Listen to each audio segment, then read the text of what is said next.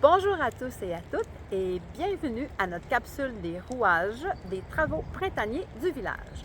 Avec l'arrivée du printemps, notre équipe aux travaux publics sont vraiment bien occupées pour préparer puis nettoyer le village.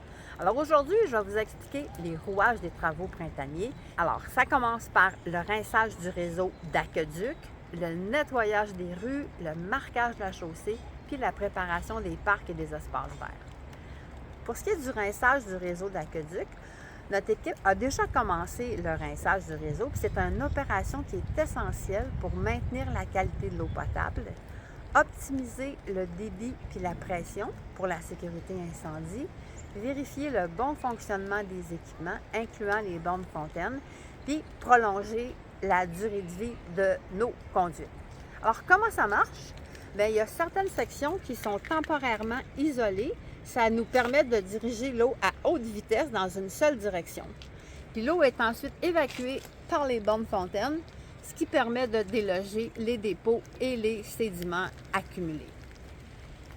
Durant ces opérations-là, ça va être normal d'observer une baisse de pression de l'eau, puis une eau colorée. C'est temporaire. En parallèle, on fait aussi le nettoyage des rues qu'on a commencé la semaine dernière. On commence par les rues de l'église, puis les pistes cyclables, puis graduellement, on va faire tous les quartiers. Pour que ça soit équitable, à chaque année, on ajuste l'itinéraire. Puis cette année, la séquence, on commence avec le cœur du village, Doncaster, le lac Paquin, le lac Doré, le domaine Saint-Louis. Ça, c'est les rues à partir du nord du chemin de l'église jusqu'à Sainte-Agathe, bordées par la rivière, la rue Beaumont, puis le domaine Air-Pur. Puis on va finir par le Mont-Vert.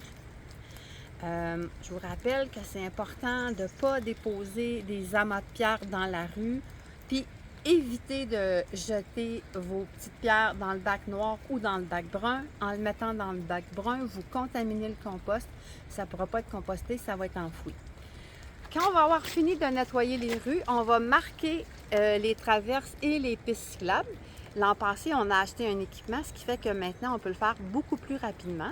Alors, on va marquer les traverses piétonnes, les stationnements, puis les pistes cyclables.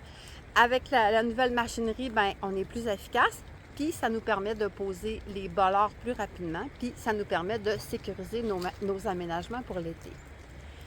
En plus des travaux de voirie, notre équipe prépare aussi les parcs puis les espaces verts, puis installe des infrastructures comme des tables ou des chaises ou des bannières pour la saison estivale afin de rendre notre village encore plus accueillant et vivant.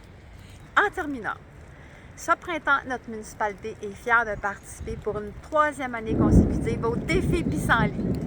Alors, on va retarder la tonte de nos parcs municipaux, à l'exception du terrain de soccer, pendant tout le mois de mai pour protéger et nourrir nos précieux pollinisateurs si essentiels à notre biodiversité. On vous invite, vous aussi, à relever le défi, puis je vous souhaite un beau printemps et un été lumineux, plus que la journée d'aujourd'hui.